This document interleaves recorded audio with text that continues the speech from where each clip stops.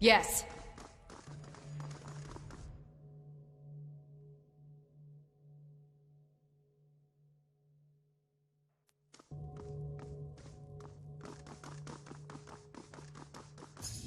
What have we here? Sorry, I can't. Can't do that. Sorry, I can't.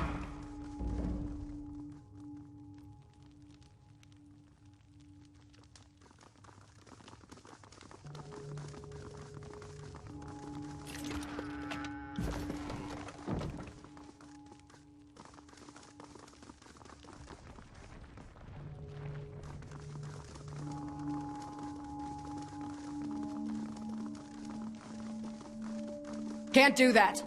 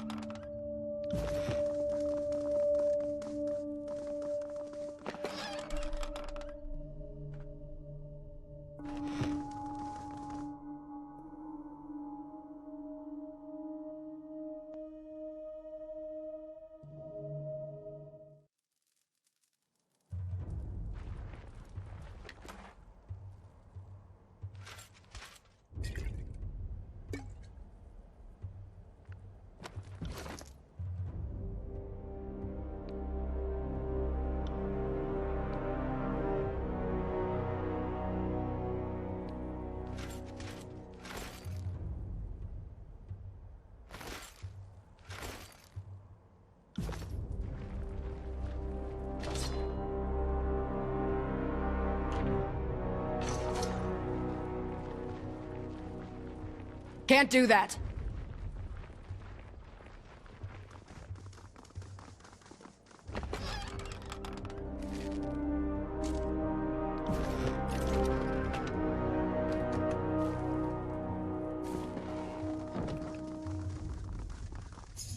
Curious.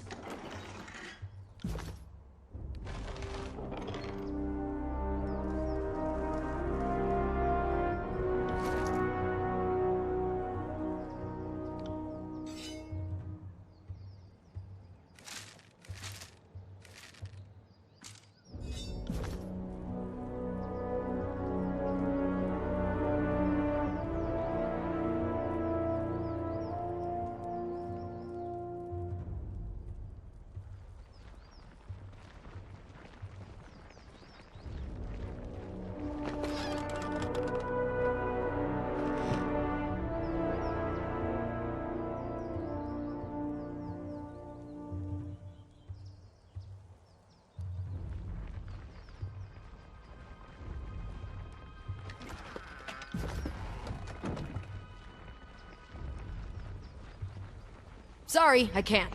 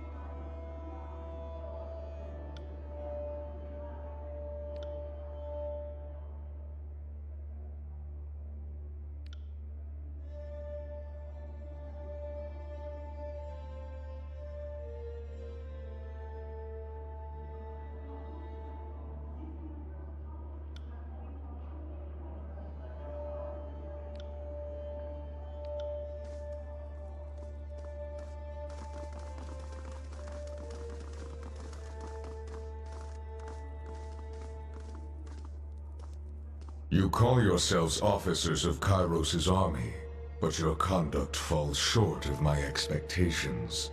The court finds your accounts of Vendrian's well lacking, rife with misdirection and fallacy, fouled with baseless accusation. Sounds like the armies have been tripping over their feet to pass the blame to someone else. Careful it doesn't end up in your lap. Fatebinder, you arrive just in time. The representatives of the Vendrian's well siege have finished their testimony, and I cross-examine.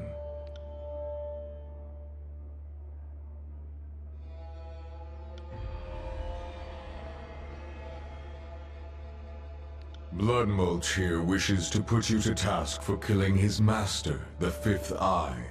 You recall this from Vendrian's well, of course. There is no task of greater import than this trial and your testimony, Fatebinder.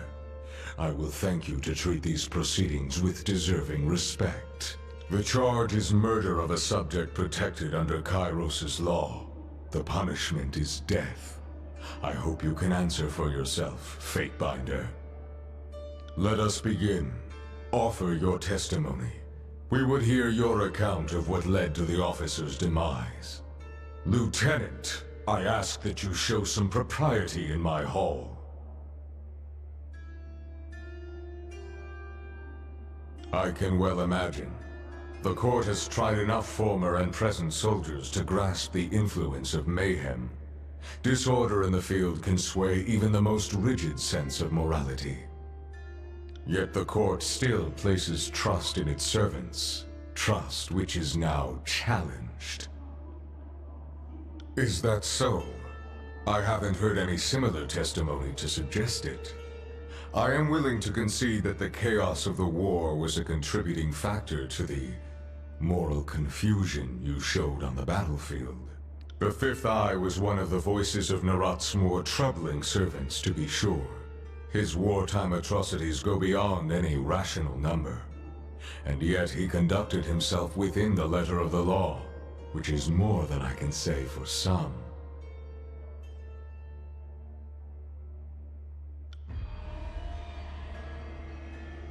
Madman or no, he was under the protection of Kyros' law when you dispatched him. But your position may prove relevant if the Fifth Eye meant you harm. The voices of Nerat's servants are notoriously unbalanced. So be it. After weighing the matter, the court finds you innocent of the charges. Normally, I would not accept wartime as a viable defense for your actions. However, the court is willing to look beyond the matter. Vendrian's well had fallen to civil war and chaos in the scramble to resolve Kyros' edict.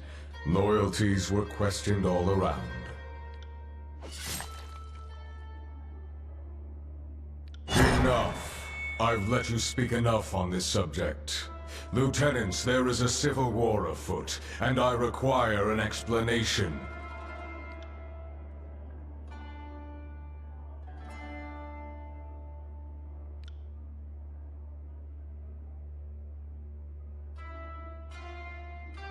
Silence. The contradictions in your statements will be examined, and falsities threshed from truths. If we find you have perjured yourselves, Bled and Mark will see to your fate. Fatebinder, we will start with the matter of the Archons. Graven Ash and the voices of Nerat have declared war upon each other.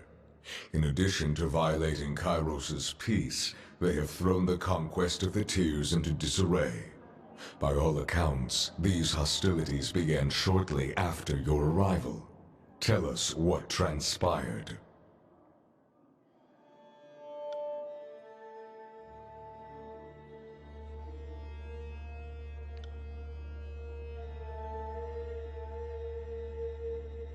The Fatebinder presents testimony. I warned you both against speaking out of turn. Something more than a mere disagreement unraveled this campaign. But I will return to that in time. Let us speak of Ascension Hall. We have heard troubling accounts of your actions, including claims that you worked with the Oathbreakers known as the Vendrian Guard. As you say, and yet that was not evident from your actions. All accounts claim that you sided with the Oathbreakers. This would be the very definition of working against the Overlord's wishes. Enlighten the court. How is this not treason? Continue.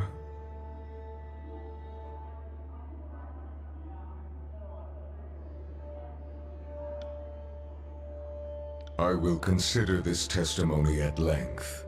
The court thanks you for it. Is there anything you wish to add at this time? Your testimony is accepted by the court. The statements of our guests raise questions in my mind. There is much about this campaign that has caused me to wonder. A shipment of iron weapons was short on arrival. Where coveted iron is concerned, I don't believe it to be a clerical error. One of my agents recovered this seal in Echo Call. It belongs to a merchant collective. Lethian's Crossing is teeming with their kind. If you would root out treachery, I would advise starting there. Petitioners, leave us. I would have a private audience with the Fatebinder. Ascend and join me. You will find the way opened.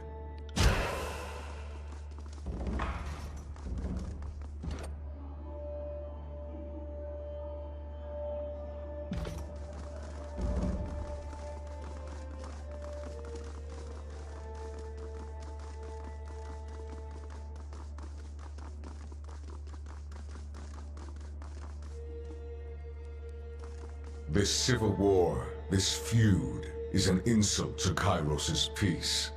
It should not have taken the better part of a year to silence the last vestiges of the Oathbreakers. Our allies squabble while our enemies regroup. It falls upon the court to measure the extent of the damage, and to execute the agents of disorder. I suspect that treachery, negligence, disunity, and greed have infected one or both of our esteemed allies. Until you are instructed otherwise, this matter is the court's primary focus. Graven Ash and the voices of Nerat must be examined in close detail. You are charged with observing the Archons and presenting your case that one of them has wrought chaos and disorder upon the tiers.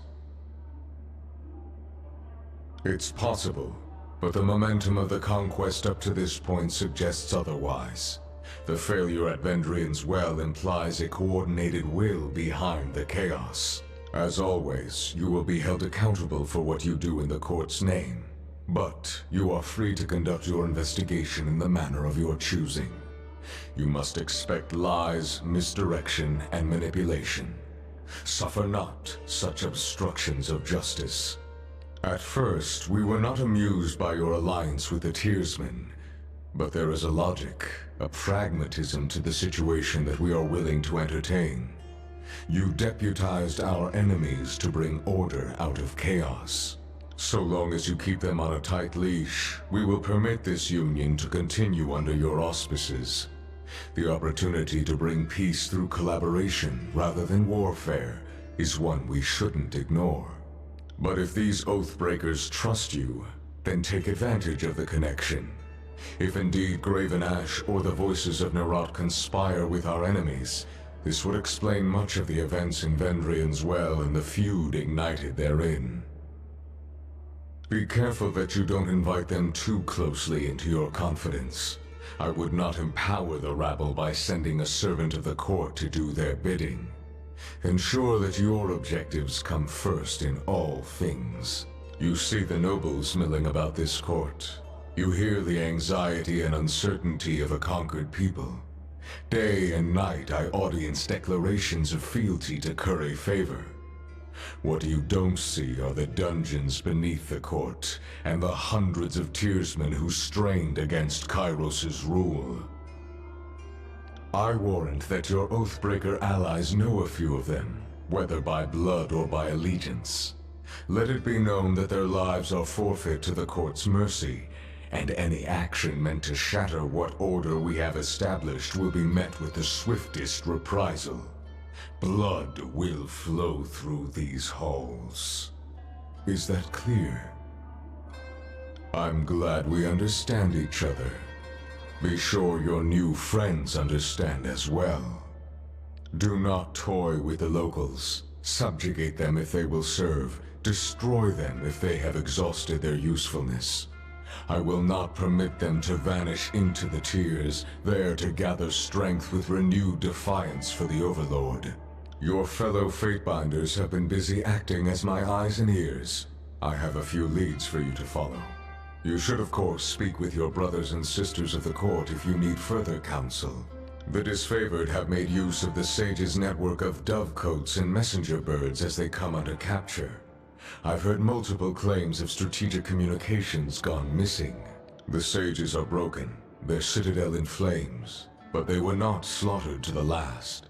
Some of their numbers still congregate around the smoking husk of their burning library.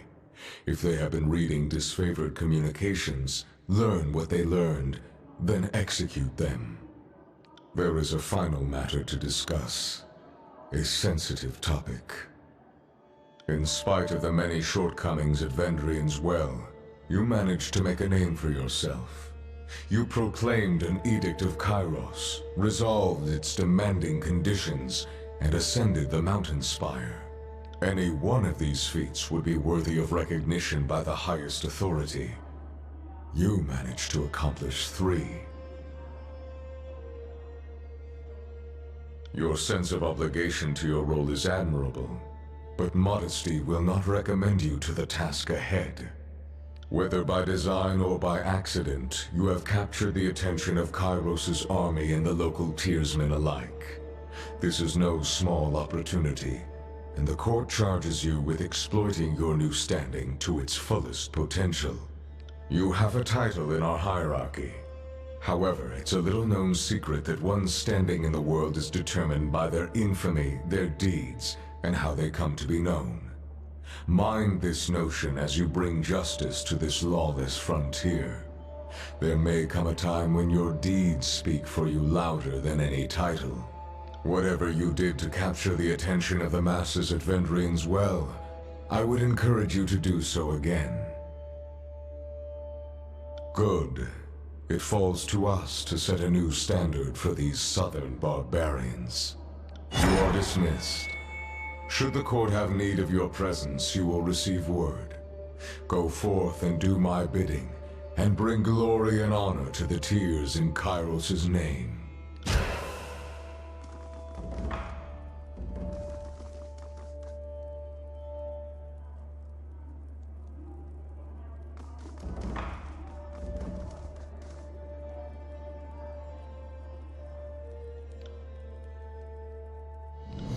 At least in theory, I'm supposed to be observing history and not getting myself wrapped into it.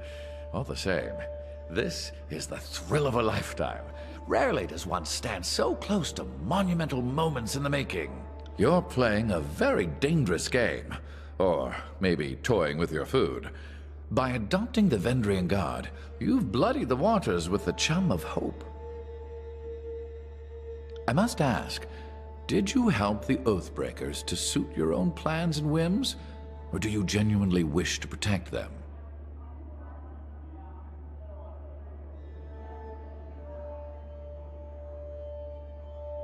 And what of their past actions against Kyros? Aren't you worried of guilt by association? We saw what became of Cairn for merely suggesting treachery.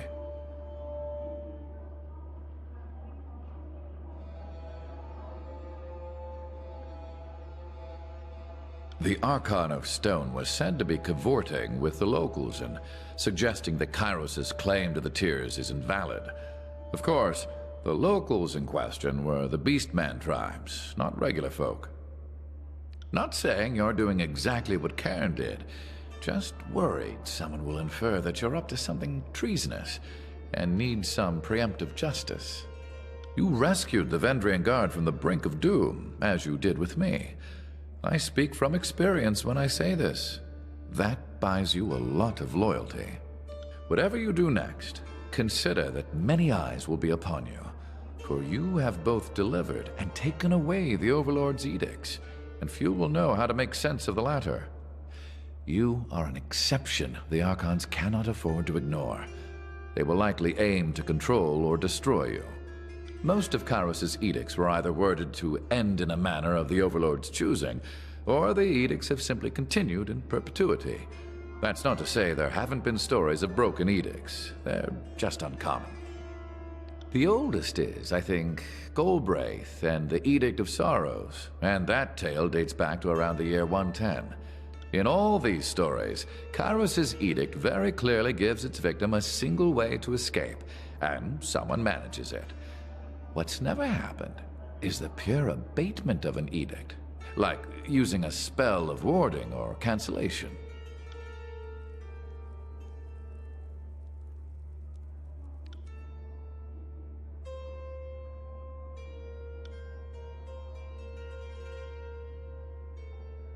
You betrayed Graven Ash, the Legion, and our northern countrymen. As far as I'm concerned, you are a traitor to this campaign. If you truly believe that, then you have missed the entire point of this conquest from the beginning. 3 years of wasted effort. Let us be clear on one point. You have my blade, but my heart belongs to Ash and the North. I am a weapon bound to you only by duty, nothing more.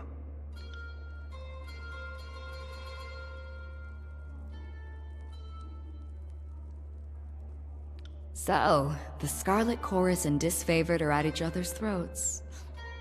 Can't say I didn't see that coming, but the Archons might have waited until one war was over before they started another. Fighting with the rebels? I'm sure Tunon didn't see that one coming when he dispatched you to help break the siege. Who can say? War is all about compromising your morals, deciding who lives and dies. What seems like a mistake turns into your greatest call down the road. I'll say this much, our time together is anything but dull. My blades are yours for as long as you'll have me. What do you need? You've just got to know, don't you? I suppose there's no point in hiding it. Barrick and I are siblings, and we share a father, if little else. I try not to think too much about some northern merchant dropping anchor in my mother's port, but it happened, and the fortunate result stands proudly before you. There were a lot of lazy days during the conquest, and among other things, I spent my off hours using messenger birds as target practice. You should have seen Ash's anger when he heard that was going on. One day, I snagged a bird that flew from the hands of a proud northern daddy. The missive was about the goings-on at the family farm. I recognized the name and handwriting from a note in my mother's belongings. There weren't too many people named Barrick in the army, so tracking him down was no challenge. I cornered him in camp, and we shared a few heated words. Some blackmail, even. She tried to extort rings from me, and I was having none of it. Not even Graven Ash would think less of me for our father's indiscretion. I like your confidence, but my ring belt is feeling a little light these days. Maybe you want to take me up on that offer, or I can start whispering in disfavored ears. Think about it. I've tried to get along with that ironclad knot of repression, but it would seem he's having none of it. Good riddance, then. The war's tossed us together, but nothing says we have to keep that going. The most we do for each other is try not to get the other one killed, which is more than you can say for most disfavored and Scarlet Chorus. Well, Verse has a nasty habit of jabbering in my ear and making this war intolerable. I plan on parting ways and returning to the north at first convenience. My father will answer for his infidelity. Beyond that, I am happy to consider myself in every way unaffected. My superiors once accused me of having an impulsive streak, but I have worked to suppress it at every turn. When you go back home, send Father my fondest greetings and thanks. If he hadn't gone to ground on my mother's dry dock, I might not be here today. My heritage was a point of pride and distinction before I met you, Verse. Not that you would care. I've asked myself about that several times, but unfortunately I don't have what you'd call a definitive answer. The Northerners put a lot of meaning behind family and blood. Seems arbitrary to me, but I don't want to discredit it entirely. I told you about what happened to my Scarlet Fury sisters. The hesitation I experienced. Sometimes I wonder if that wasn't because of my connection to Barrick. He's stubborn, regimented, everything I'm not. I suppose there's no telling for sure, but if I had to guess... Yeah. Sometimes I get messed up in my head, and learning I had a brother has helped me understand that better. What do you need? The thought has crossed my mind from time to time. During the many battles of the Conquest, we found ourselves standing back to back with enemies on all sides on more than one occasion. The big guy here is as useless as an empty scabbard without his phalanx to keep him alive, but I move fast enough to compensate for it. And it's nice having a living wall of rusted iron I can use for cover. If you want to attach some arcane meaning to the whole thing, be my guest. I couldn't tell you for sure. I doubt that a capable tactician could explain why certain soldiers learn to rely on each other. In the disfavored ranks, the Oathbound seem to know more about synchronizing their efforts, and the same could be argued for the Scarlet Furies. I don't know how they pair up their units, but it isn't by virtue of blood. I would suggest that our fighting styles complement each other, but they do not. I would suggest that we get along, but we do not. We don't even finish each other's sentences? Okay, that was strange. Did you hear that?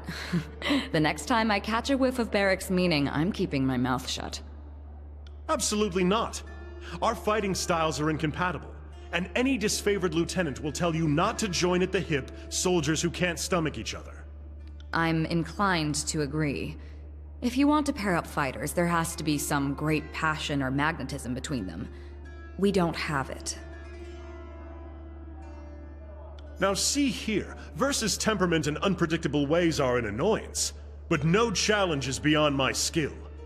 Verse, we should take some time to face off in the sparring fields. I'd rather watch you devour your armor one shaved-off spoonful at a time. But since that isn't going to happen anytime soon, I suppose I'll make an effort.